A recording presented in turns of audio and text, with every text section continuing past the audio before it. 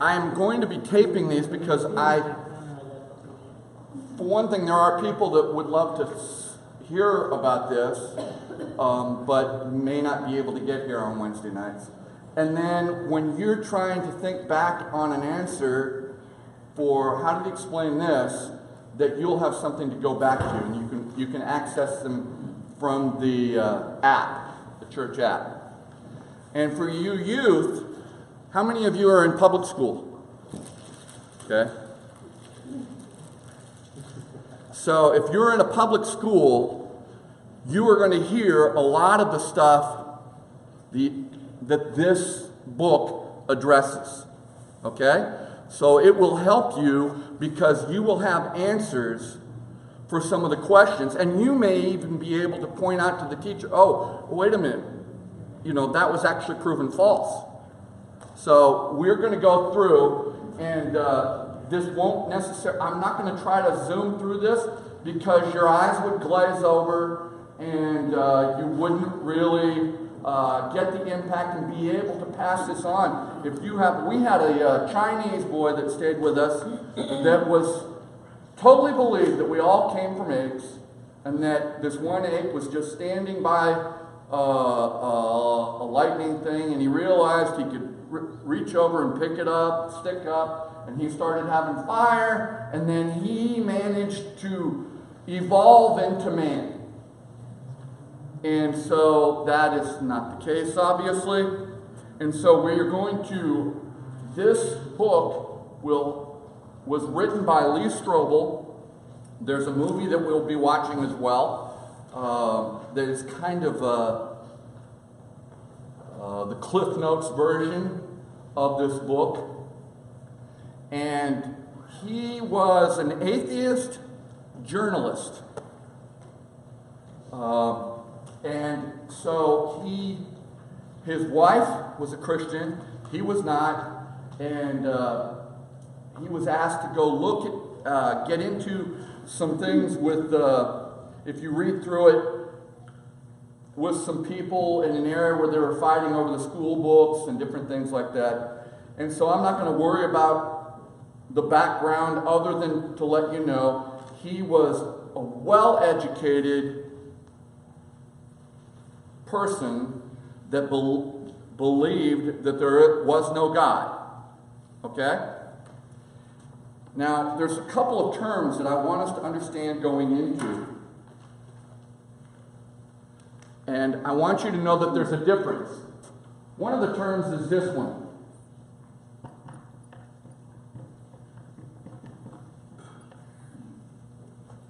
All right? You'll hear that a lot, right? How many of you have already studied evolution right? Okay. So that's what... This is evolution. Now, I have to tell you, there's a difference between evolution and the theory of evolution. Okay? And you have to understand this. Most of us, and there's a word that he uses, the difference between evolution and the theory of evolution is the difference between microevolution and macroevolution. Okay? And for those of you that aren't really big into your Latin, micro means little, macro means big. Okay? Microevolution would more closely relate to evolution, because all of us understand that the lizards that swim in the Galapagos Islands and actually get all of their food from underwater, that they adapted. No other lizard swims like that and spends that much time in the ocean. But they adapted. All of us agree, there's not a Christian pastor that wouldn't agree that we adapt. Everything adapts to its environment. Now, that's microevolution. It means there's little changes that we adapt to our situations. Okay? Macroevolution, however, is the theory of evolution because it's saying that things change from one thing to another thing. Okay? So that would mean like the difference where they tell us we came out of the swamps and we changed from a tadpole into some kind of a dinosaur, whatever it was, but we changed from one thing to another thing. That's macroevolution. It's large evolution. It wasn't some little thing that we adapted. It was a large change that happened. And so you need to keep those terms kind of separate in your head because they make a big difference throughout this book. Now, what's another, you guys, what's another really important part that you talk about in science? How many of you have science class? Okay. In your science class, what's another thing that you talk about that they try to tell you is not about the beginning of the world? In fact, there's a show by the same name. Big Bang. The Big Bang Theory, right? That's, and amazingly, if you just take the words, the Big Bang Theory. So what it's saying is, all of a sudden, there was a great mass of power that exploded and caused the creation of our universe. If you're an atheist scientist, you try to explain this as, oh, this happened by accident. But if you're a Christian, you know exactly what that is. Right? God said, let there be light. And all of a sudden, bam! He brings into that is consistent with a humongous release of power, isn't it? So those things you need to keep in your head. They try to tell us that God isn't involved, but that doesn't make sense. And so he is going to tell us some of the things he's going to go over. He talks specifically to scientists. And amazingly, he talks to scientists that believe in, they don't call it the Creator. There's a word for what they call it. It's called, two words actually, intelligent design.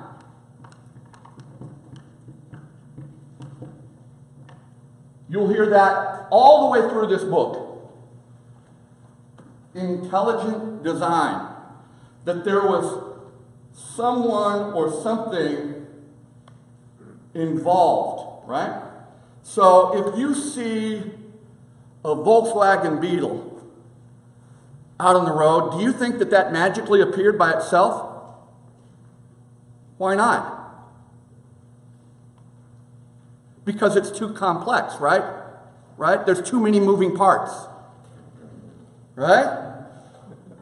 So you automatically assume there was a designer. Do you know how many moving parts you've got in your body? You've got several hundred just in your ear alone. There's too many moving parts for there not to be a designer. And so that's what we're going to be working on here. What are the arguments against atheism as far as it relates to evolution and the creation of the world? Darwin understood, he looked at the different changes, and I love it. We will see this soon, but it's funny. When he wrote his books that caused us to move towards evolution, he knew that there was actually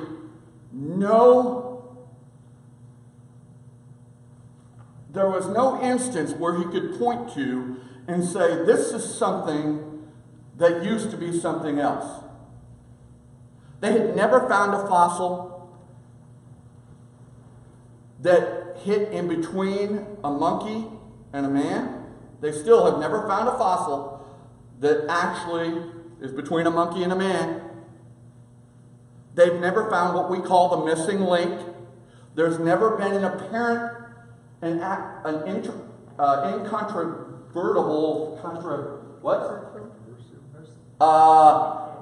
there's never been an instance where it can be proven that this was a creature that used to be something else that is changing to something else. So you might want to talk now about the butterfly and things like that. Yeah, that's a specific, within a species, you know, we have a butterfly that changes from a caterpillar, but God designed it that way. But it doesn't change to another species. Huh? Baby does not look like a baby when it's first conceived. Right. It changes. It doesn't change, though, to another species, right?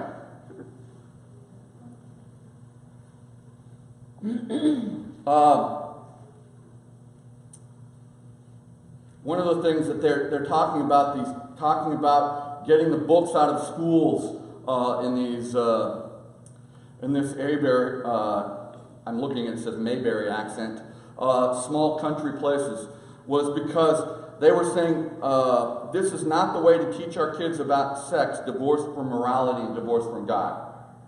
That's what they were concerned with. You know. And so he believed that science had put God out of a job. That's what he said. So he says, I knew intuitively what prominent evolutionary biologist William Provine of Cornell University would spell out. If Darwinism is true, then there are 5 inescapable conclusions. There's no evidence for God. There's no life after death. There's no absolute foundation for right and wrong. There's no ultimate meaning for life. And people don't really have free will. Okay? So he decides that as part of his story background, it's important to get the facts. And so he talks about chapter 2. Chapter 2 was mostly about his life and how he got there. I like that chapter. Yes, you'll find that to be the easiest read. For those of us that haven't read it yet, are we going into any of chapter 1 today? Probably not, other than I told you he was an atheist journalist and that his wife was a Christian. But he was very good at his job.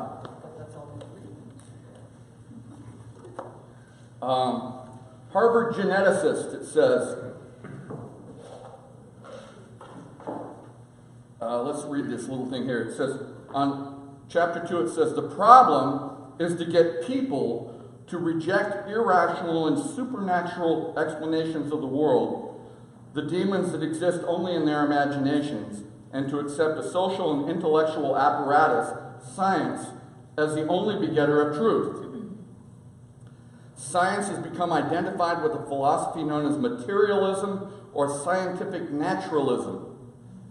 This philosophy insists that nature is all there is, or at least the only thing about which we can have any knowledge. It follows that nature had to do its own creating. You hear that? Nature had to create itself. And that the means of creation must not have included any role for God.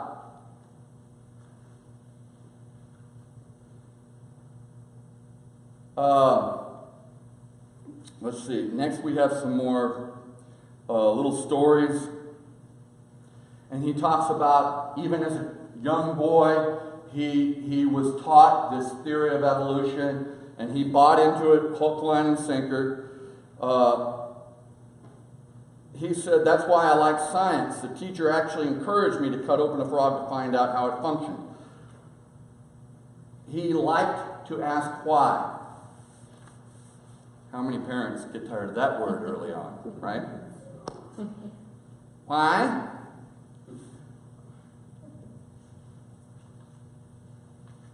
He said, to me, science represented the empirical, the trustworthy, the hard facts, the experimentally proven.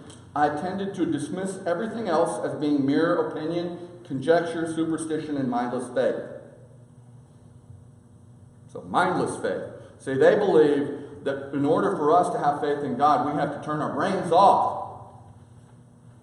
And the earth is flat. Yes. The scientific term meant something was good, rational, and modern, whereas something not scientific was old-fashioned and not worth the belief of thinking people. Okay, so he keeps going through the 60s. He says here, while many of the other students seemed to automatically accept the truth of the Bible, I needed reasons for trusting it. He's talking about going to Sunday school.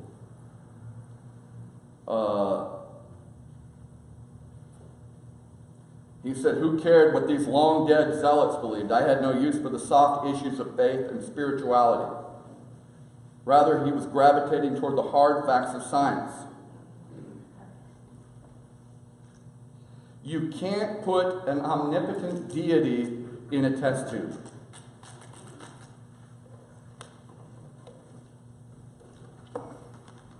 If there wasn't any scientific or rational evidence for believing in such an entity, then I wasn't interested.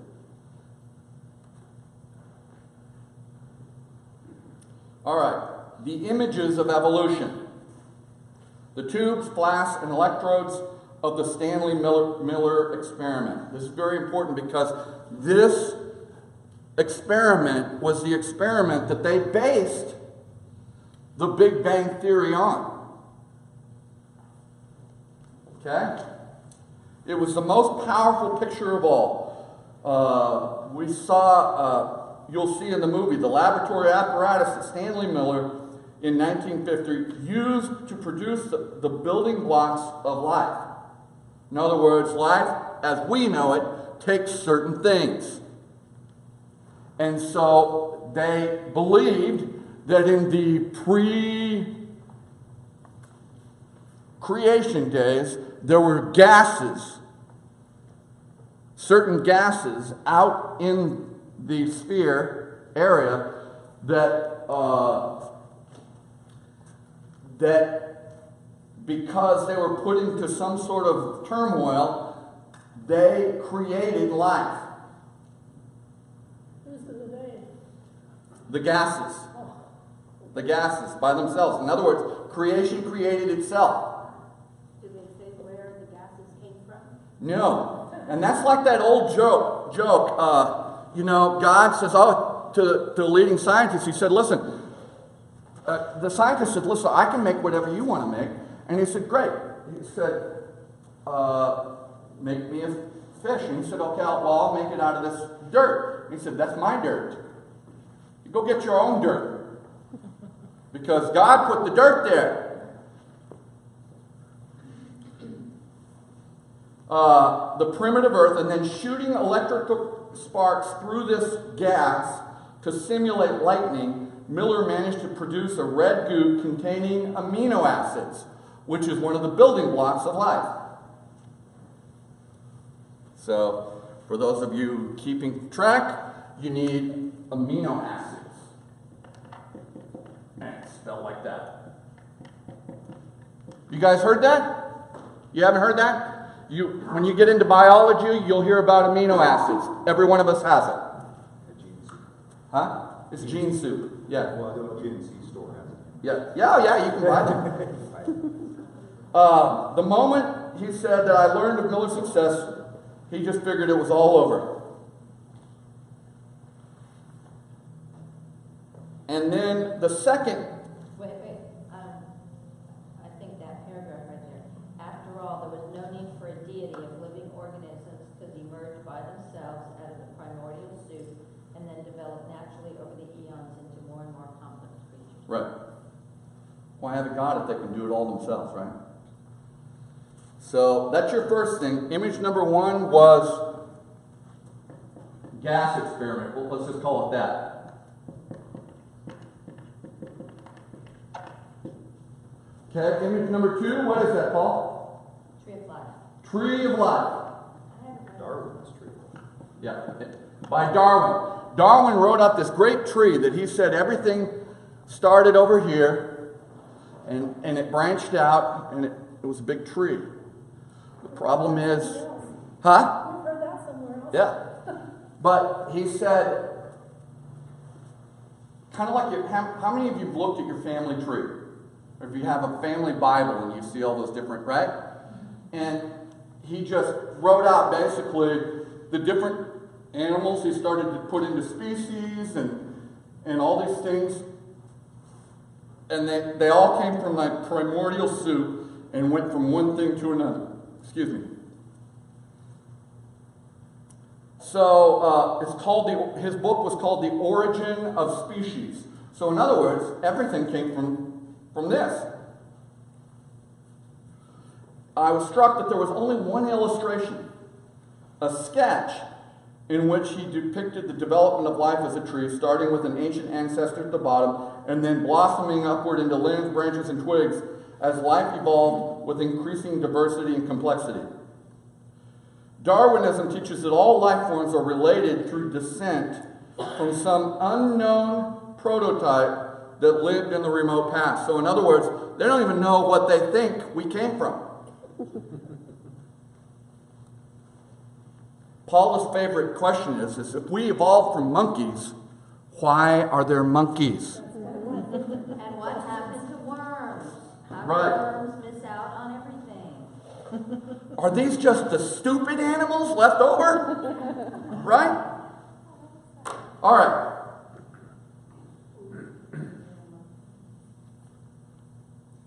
Said I was captivated by the more ambitious plan of macroevolution. That's what I was talking to you about. That everything completely changes into something else at some time. Now, mankind, we have seen, mankind has been keeping records since Hammurabi, and I have no idea what year that was, but he was the Sumerian king. Prior to, he was a Sumerian king, and so Israel was way off over here going on, but the Sumerian king was the first guy to actually start writing. Hammurabi, and he wrote the first rules of law, and he wrote the first written language called cuneiform. All right? Picture as, right? So, all the way back to there, mankind has had records. And some pretty good records. And no one has found something that had macroevolution apparent in it.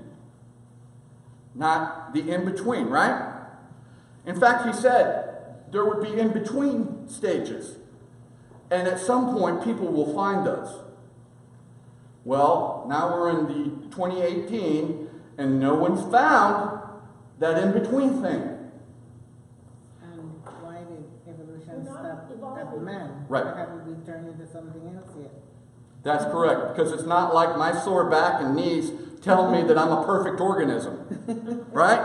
We should be continuing on. Except the problem is we're de-evolving, not evolving. Did you know that? Every one of us that's over 50. Don't get it. I know it's coming. Every one of us that's over 50 knows that things break down. Right? We know that you don't evolve up. And there's our bodies, and as we get further and further away from creation, there are more diseases, more people die. Even though we have better medicine to make you live longer, cancer is all over the place, right? That's because our genetics are getting worse from sin. So, so while Miller seemed to establish that life could have arisen spontaneously in the chemical oceans, that gas thing, Darwin's theory accounted for how so many millions of species of organisms could slowly and gradually develop over huge expanses of time. And then the third one, embryos.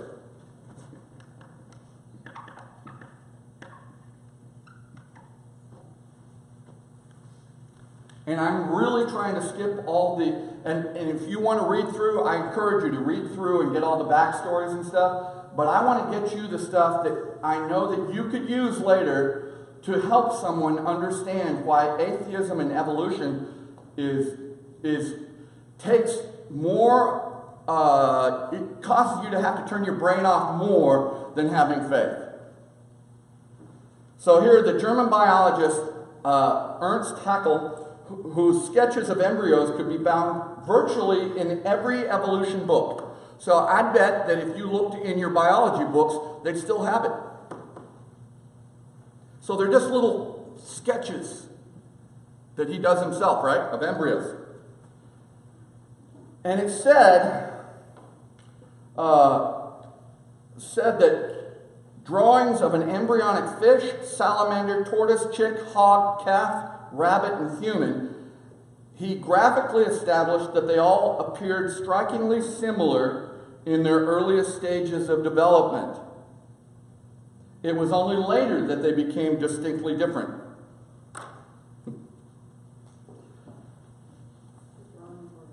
Huh? So, that, oh man, this is incontrovertible, right? You can't get beyond this. We all look alike, just like animals and stuff, until we're grown. He said the differences were virtually indistinguishable. Obviously, Darwin was right when he said we ought to frankly admit universal common ancestry. All right, and then number 4, which is my favorite, the missing link.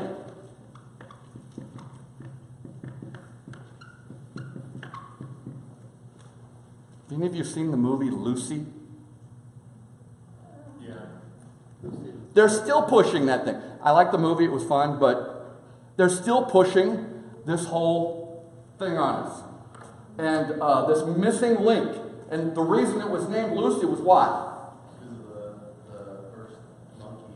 The thing that they found that they felt was a missing link, right? Lucy. The fossil is so astounding that one paleontologist called it a holy relic of the past that has become a powerful symbol of the evolutionary process itself. It's the most famous fossil in the world, and it's called the Archaeopteryx. You don't need to write that down, but that's what it's called, the Archaeopteryx, or ancient wing, a creature dating back 150 million years. It's in our dinosaur puzzles. Yeah. So, how do you know, do you guys know how they tell how old something is? Carbon dating. Okay? So they scrape off some, right? And then they can tell how old it is. And one of the ways, there's another way that they know how old things are, is how deep they had to go to get it. Right? Because the earth puts different layers on all the time. Just like a tree. If you guys ever cut a tree open and there's rings, the more rings it has, the older it gets because it's expanded. Well, the earth has gotten more stuff on top, dirt. And so those are the ways that they tell. And I will tell you, there's a problem with that. See, the way they tell with carbon dating is they see how fast something breaks down. Assuming that everything broke down at the same time, all the way throughout creation. The problem with that is, it didn't. When Mount St. Helens You guys remember that one, don't you? Yeah. And we went there, Paul and I went and walked the little trail things that you can go through. When Mount St. Helens blew up, it was a volcano, and it blew up in Washington, right? They found breakdown changes that should have taken several centuries that happened within 2 days because of the volcano. See, outside things change. Do you think a worldwide flood would change how quickly things erode? Probably. And so that's a problem. Things haven't always broken down at the same, or eroded at the same rate. Well, it's like in the jungles, things that, they go. I mean, they're. Well, right, because of the humidity, leaves turn into fuel much quicker. Yeah. And then yet, when you're in the desert animals, they're living in a horrible place, but they're not dying like the ones in the jungle. One look at a picture of that fossil chased away any misgivings. It was with the wings, feathers, and wishbone of a bird. So that's important if you're highlighting. That's important to highlight wings, feathers, and wishbone of a bird. But with lizard-like tail and claws on its wings.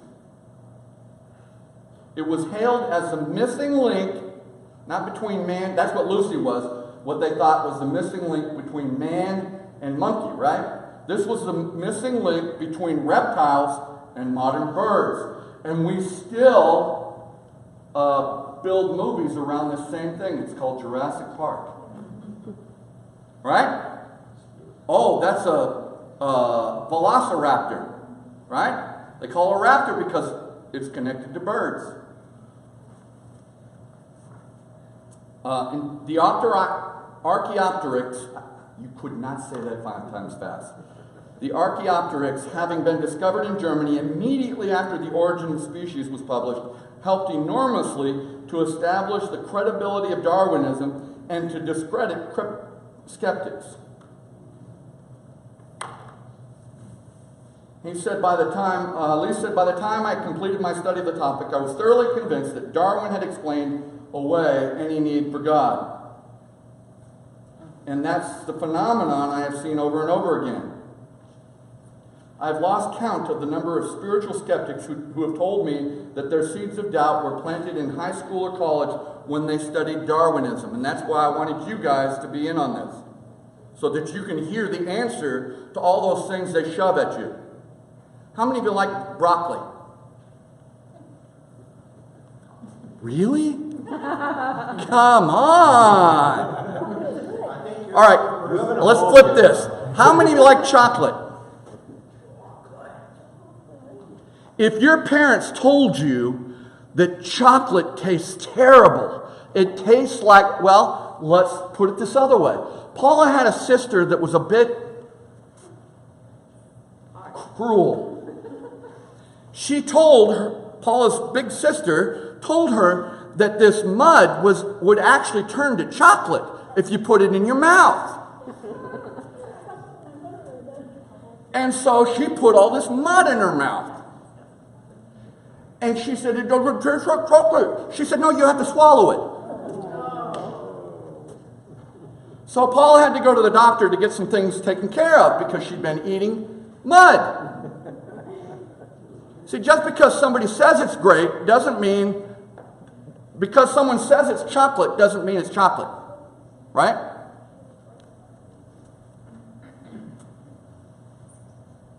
All right. The more you understand the significance of evolution, the more you are pushed away from an agnostic position and towards atheism. Guess who that was? My favorite, Dawkins. Everybody know who Dawkins is? He's the guy in the wheelchair that can't... Oh, that's Hawkins, I'm sorry. Dawkins, I saw the picture of him. Oxford. Yeah, is it Oxford? Yeah. Sorry. And okay, the more you pushed away towards atheism. Darwin versus God. I love that bumper sticker. God is alive, Darwin is dead. You know. Not everyone believes that Darwinian evolutionary theory and God are incompatible. There are some scientists and theologians who see no conflict between believing in the doctrines of Darwin and the doctrines of Christianity. This sounds like a French guy, Christian de Duve, insisted there's no sense in which atheism is enforced or established by science, while biology professor Kenneth Miller of Brown University declared that evolution is not anti-God. Can a Darwinian be a Christian? Absolutely. No sound argument has been mounted showing that Darwinism implies atheism. Biologist Gene Pond, again, he's listing all these big name people with big college degrees. Biologist Gene Pond, who taught at Whitworth College, which is incredible female college. A scientist, an evolutionist, a great admirer of Charles Darwin, and a Christian. She elaborated by saying, believing that evolution occurred, that humans and all other living things are related as part of creation's giant family tree, that it is possible that the first cell arose by the natural process of chemical evolution, neither requires nor even promotes an atheistic worldview. Translate that into simple. In other words, she believes that you could believe that we came out of this primordial junk and we're all related somehow, and still believe in a God. I guess that view would be that God set everything in motion with the Big Bang Theory, and then he allowed things to progress. I see a ton of problems with that, but we will go on because he tackles a lot of that.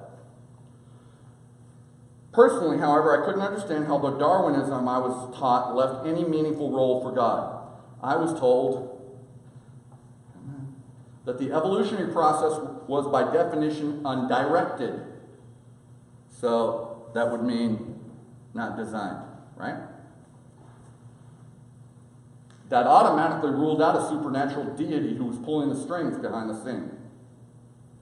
By coupling undirected, purposeless variation to the blind, uncaring process of natural selection, Darwin made theological or spiritual explanations of life processes superfluous. In other words, because Darwin said this, there's no reason to put God into this whole thing. Other textbooks affirm that evolution is random and undirected and without either plan or purpose.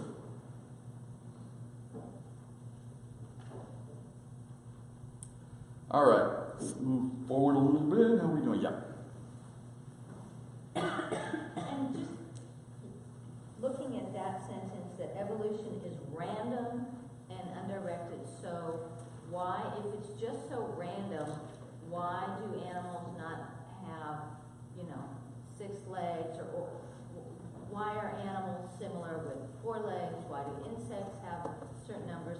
If it's just so random, why wouldn't you see people with... Why does everything automatically fit within a species and a subset and all those kinds of things, right? It can't be random. Many evolutionary biologists admit that science cannot categorically exclude the possibility that some kind of deity still might exist, nor can they deny the possibility of divine designer who so masks his creative activity in apparently natural processes as to escape scientific detection. In other words, they can't say for sure that there isn't a God out there, and that he's so good at not showing us on purpose that he hides it within the natural order of things. Even so, Meyer stressed that contemporary Darwinism does not envision a God-guided process of evolutionary change. And he cites a famous observation by the late evolutionary George Gaylord Simpson that Darwinism teaches man is the result of a purposeless and natural process that did not have him in mind. To say that God guides an inherently unguided natural process, or that God designed a natural mechanism as a substitute for his design, is clearly contradictory. You can have God or natural selection, but not both. And I would tend to agree with that.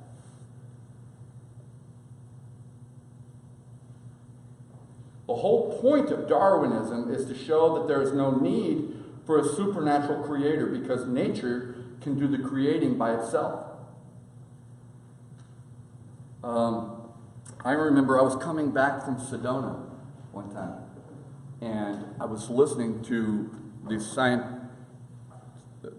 guys talking about evolution and about God, and leading evolutionists said, and you can look these up, have said the reason we developed the theory of evolution and atheism as a whole is because if there is no God, there's nothing to keep us from acting on our own sexual impulses. There's no true morality. It allows us to have as many wives as we want, to do whatever we want, because there's no God. Which he's already said, right? He said earlier that if there's no God, there's no true right or wrong or basis for morality.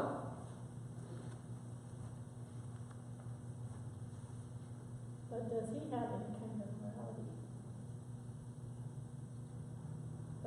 That's part of it, because they do have morality of their own, as far as, how they're thinking. So morality is still there somewhere, in whatever form they like it. When an attorney asked the outspoken Provian whether there's an intellectually honest Christian evolutionist position, or do we simply have to check our brains at the church house door, his answer was, you indeed have to check your brains. Apparently to him, the term Christian evolutionist is oxymoronic. Or in other words, you can't have the two. And Lee is not trying to push that onto us. Oh yeah, you can believe in both. He's going to explain why the other belief is entirely preposterous.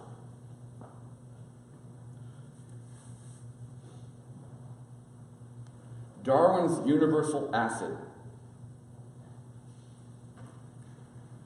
I wasn't aware of these kinds of observations when I was a student. I just knew intuitively that the theories of Darwin gave me an intellectual basis to reject the mythology of Christianity that my parents had tried to foist on me through my younger years. We did it by faith. Yeah.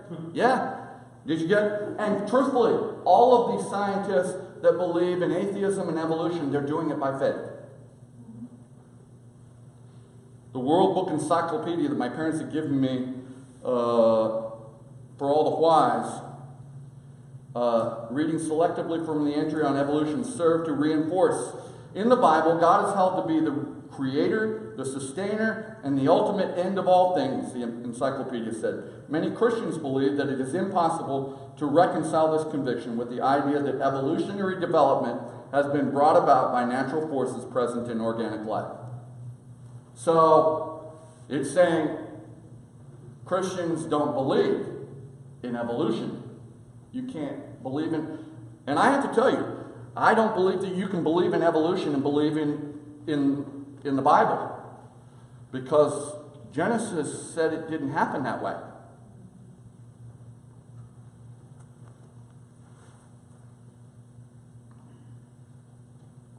My worldview was being revolutionized. Bertrand Russell said, science had presented us with a world that was purposeless and void of meaning. Wow. And here's a question. If you have an atheist friend, my question will be, then why are you here? You have no meaning for your life? There's nothing that you can do of anything, but that soon you will be gone in dust and there will be nothing left of who you were? I don't understand why you would want to I just don't get that. Why would you want to believe something like that? That's always my thought. My brother and I used to have little conversations about this. And he would always, tell me that, well, how do you know? I said, because it's in my heart. I can feel it. And he didn't have anything to say back about that. I love what he says here. Rather than facing his unyielding despair that's implicit in a world without God, I reveled. See, that's exactly what he was saying there. If you're going to have an unbelieving God, and you really want to hold on to that and then look at it, all it can bring you is despair. And he said, I reveled in my newly achieved freedom from God's moral strictures.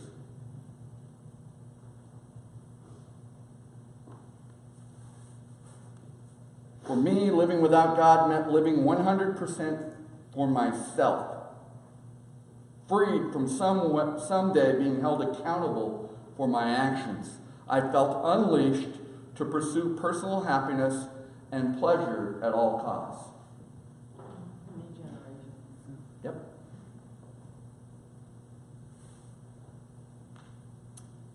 Let's move forward.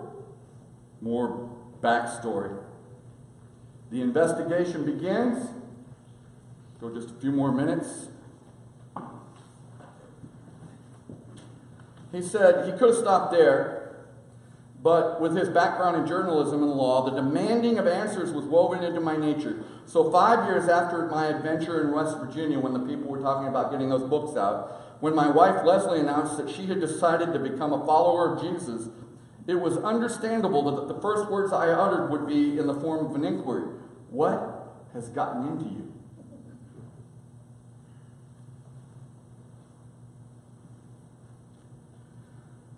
He said, I simply couldn't comprehend how such a rational person could buy into an irrational religious concoction of wishful thinking, make-believe mythology, and legend. In the ensuing months, however, Leslie's character began to change. Do you see that? It's the change in us that makes the difference. Her character began to change as her values underwent a transformation, as she became a more loving and caring and authentic person. I began asking the same question, only this time in a softer and more sincere tone of genuine wonderment. What has gotten into you?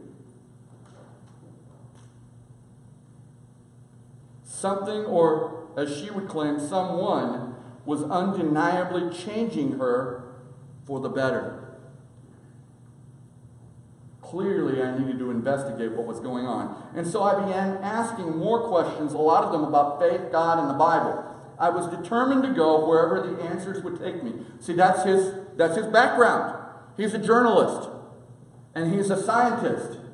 And so he goes where the information takes you. As cops, you did the same thing, right? Follow the evidence. And so I began asking more and more questions, even though, frankly, I wasn't quite prepared back then for where I would ultimately end up.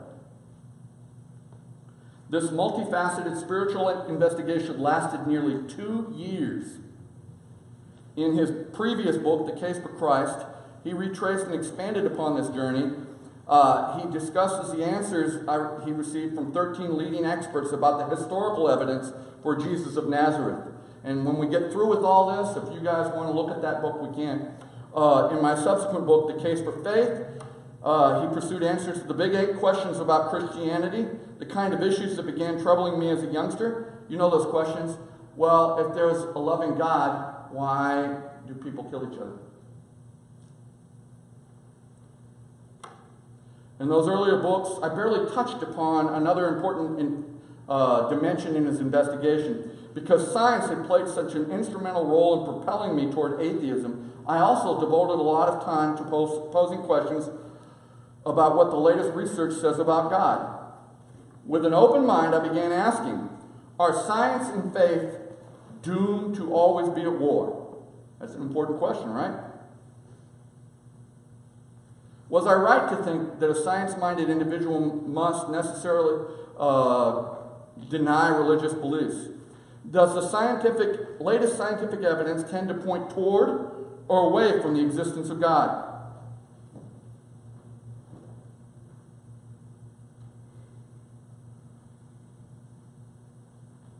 Are those images of evolution that spurred me to atheism still valid in the light of most recent discoveries in science?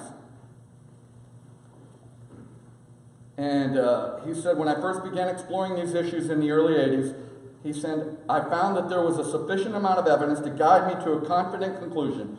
Much has changed since then, however. Science is always pressing relentlessly forward, and a lot more data and many more discoveries have been poured into the reservoir of scientific knowledge during the past 20 years. All of this has prompted me to ask a new question. Does this deeper and richer pool of contemporary scientific research contradict or affirm the conclusions I reached so many years ago? Put another way, toward Darwin or God? Science, said two-time Nobel Prize winner, is the search for truth. And that's what he decided he would embark upon. A new journey of discovery that would both broaden and update the original investigation that he had conducted in science 2 decades before. He said he would cross-examine authorities in various scientific disciplines about the most current findings in their fields. In selecting these experts, I sought doctorate-level professors who have unquestioned expertise, are able to communicate in accessible language, in other words, they can talk so everybody can understand it, and who refuse to limit themselves only to the politically correct world of naturalism or materialism. After all, it wouldn't make sense to rule out any hypothesis at the outset. But see, that's where most scientists go into it. They've already ruled out the other side of it.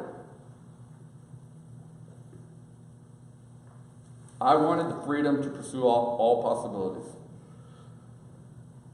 So here is where he talks about, he's beginning this, and next week we will begin to delve into the things that he's done, the questions that he asked those scientists, and we will look at their answers. Let me caution you, though, that getting beyond our prejudices can be difficult. He said, I once had a lot of motivation to stay on the atheistic path. I didn't want there to be a God who would hold me responsible for my immoral lifestyle. As the legal affairs editor at the most powerful newspaper in the Midwest, I was used to pushing people around, not humbly submitting myself to some invisible spiritual authority.